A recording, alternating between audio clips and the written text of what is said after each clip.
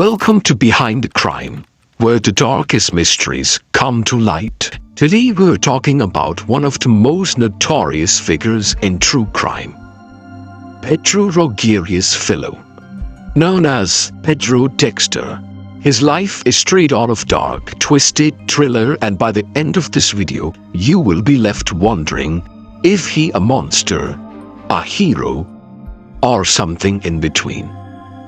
Pedro's story starts in Brazil in 1954, and right from the beginning his life was violent. While still in his mother's womb, Pedro's skull was injured when his father beat his pregnant mother. That trauma set the tone for his violent future. By the age of 14, Pedro claimed his first victim.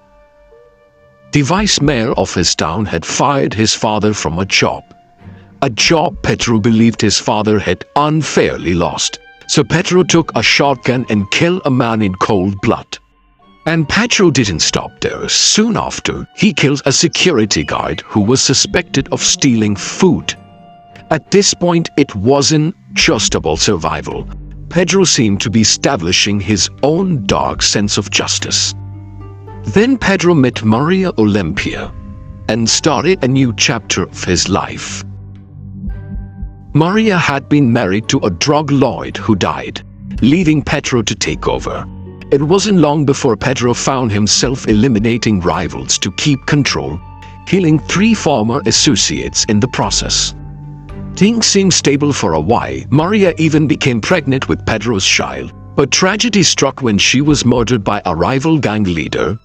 Pedro, still under rage, did not just mourn, he responded with extreme violence, hunting down and killing every member of that gang, even crashing a gang member's wedding to kill several of them.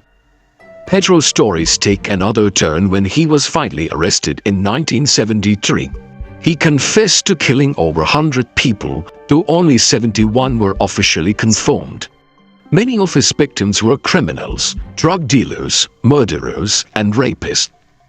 He would often say he was cleaning up the streets, which earned him a nickname, the Brazilian Dexter, after the famous fictional serial killer Dexter Morgan. Even behind bars, Pedro didn't stop killing. In fact, he claimed to have murdered over 40 inmates, especially targeting those he believed deserved punishment like rapists and murderers.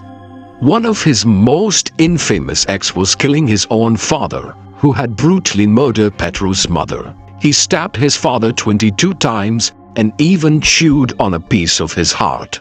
Yeah, let that sink in for a second. In Brazil, laws are pretty lenient in terms of prison sentences, and it limits how long a person can stay in a prison, no matter how many crimes they have committed. So in 2007, after serving 34 years in prison, Pedro was released. That wasn't the end. In 2011, he was arrested again for starting riots and committing other crimes. After serving 7 years in prison, he was finally released in 2018 due to his good behavior. After his second release, he didn't exactly go off the grid. Instead, he rebranded himself. Pedro became a YouTuber. Yup, you heard that right. He started a channel called Pedrinho X Matador, which translates to Pedrinho X Killer, where he shared stories from his past and spoke out against crime. He even gained over 250,000 subscribers. It's wild to think about a serial killer turned social media influencer. It's wild to think that someone with such a violent past could pivot to internet celebrity status. But Pedro insisted that he was done with his old ways. But just when it seemed like Pedro had turned a corner, violence found him again. On March 5, 2023, Pedro was shot and killed in Brazil. His murder remained unsolved, with theories ranging from revenge to gang retaliation. Some see his death as poetic justice. Others see it as inevitable for someone who lived by a sword. So what do you think?